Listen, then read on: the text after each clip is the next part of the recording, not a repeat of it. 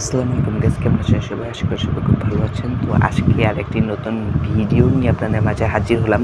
তো আজকে থাকছে আসন্ন সার্সিনা মাহফিলে কী লঞ্চ রিজার্ভ হয়েছে, তো সেই নিয়ে আজকের এই মূল ভিডিওটি। তো এই মাহফিলে যে লঞ্চগুলো লিস্ট করা হয়েছে, তো এই লঞ্চগুলোর মধ্যে অনেক লঞ্চ নাও থাকতে পারে, যেহেতু এটি সার্সিনা মাহফিল, এটি চরমনি মাহফিল না, এবং অনেক লঞ্চ কিন্তু বাদও পড়ে থাকতে পারে।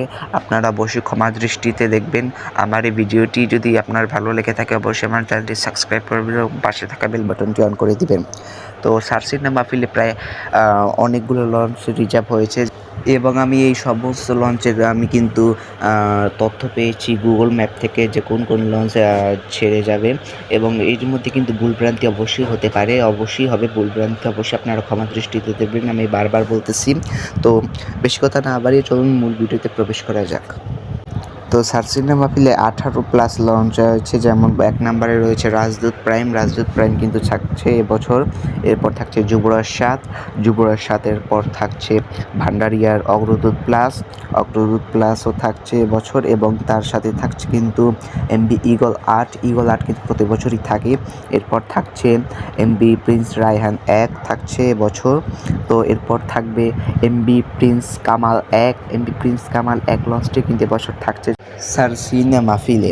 এরপর থাকছে কিন্তু রেড সান পাস থাকার পর থাকছে এমভি নিউ সান 10 কিন্তু এবছর থাকছে চরমনি মাহফিলে। এরপর থাকবে কুয়াকাটা 1 থাকার খুব সম্ভাবনা রয়েছে, এবং এটি নাও থাকতে পারে, এটি আমি পুরোপুরি শিওর না, এটি আমি আমার ধারণা থেকে নিয়েছি। এরপর বন্ধন 5 থাকবে, বন্ধন 5 কিন্তু এবছর থাকছে। এরপর থাকছে কিন্তু পারাবত 15 পর থাকছে এমভি সুন্দরবন 7ও কিন্তু এবছর থাকছে।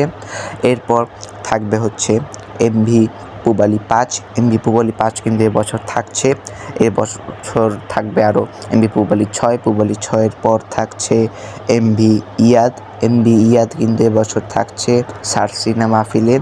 তো এরপর থাকছে কিন্তু এমভি আসা যাওয়া 2। তো আমি এই কয়টি লঞ্চের এখন পর্যন্ত কিন্তু হদিশ পেয়েছি। তো আরও কিন্তু অনেক লঞ্চ কিন্তু বাদ পড়ে গেছে, তো সেই লঞ্চগুলো আমি খুবই শিগগিরই আমি সার্সিনা মাহফিল থেকে ভিডিও করার চেষ্টা করব। আমি যাব সেখানে, তো সেখানে যদি যেতে পারি অবশ্যই আপনাদের ভিডিও করে দেখানোর চেষ্টা করব।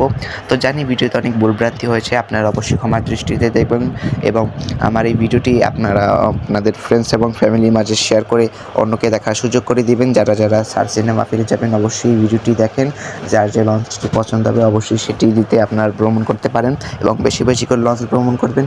সবাই ভালো থাকবেন, সুস্থ থাকবেন, খোদা হাফেজ, আসসালামু আলাইকুম, রমজান মুবারক।